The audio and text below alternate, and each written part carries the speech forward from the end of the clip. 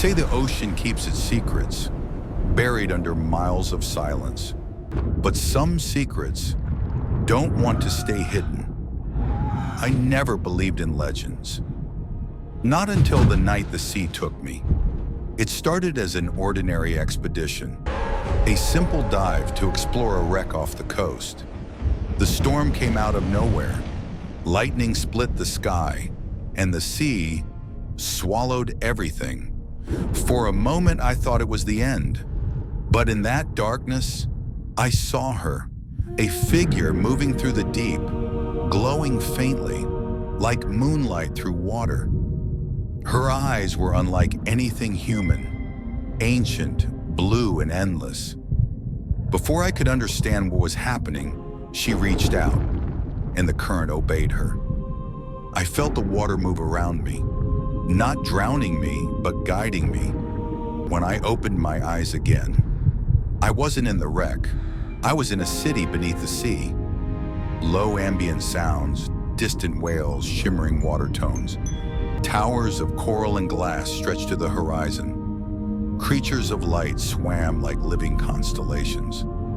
And there, on a throne of seashell and pearl, she sat, the mermaid princess. She spoke without words, her voice echoing inside my mind.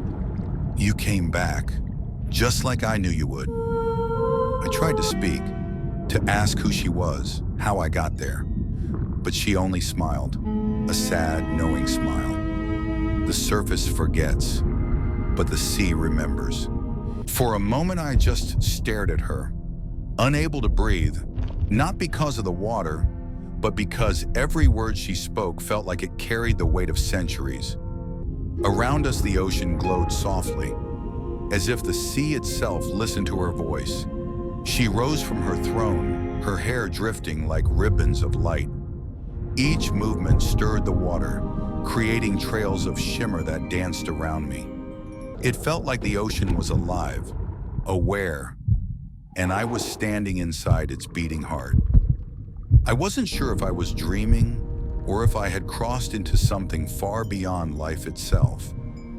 And deep inside, a quiet voice whispered, "You've been here before."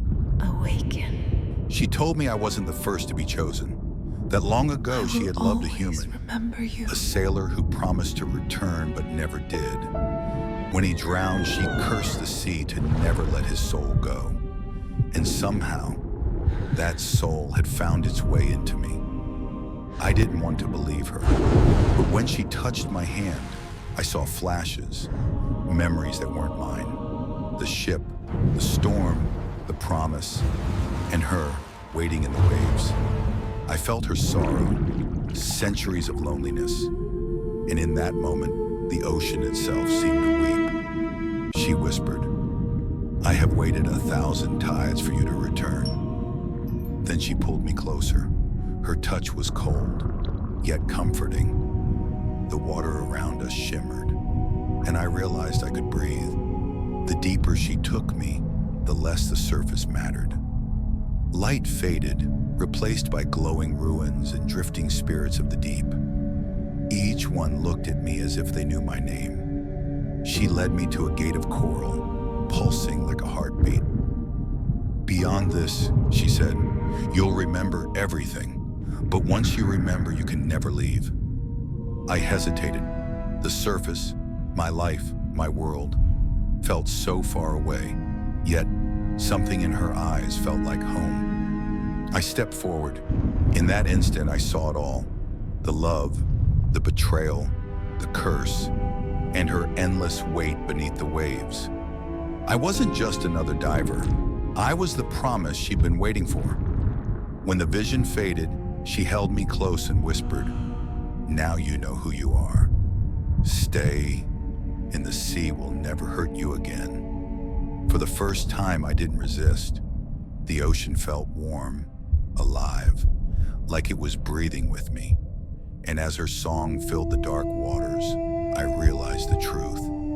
Maybe destiny isn't something we choose. Maybe it's something that finds us, no matter how deep we try to hide. Music fades slowly, distant echo of waves, fading heartbeat. They found my boat days later, empty, adrift, no trace of me. But sometimes when the tide is calm, fishermen say they hear singing, a haunting melody beneath the waves. And if you listen closely, you might hear my voice too.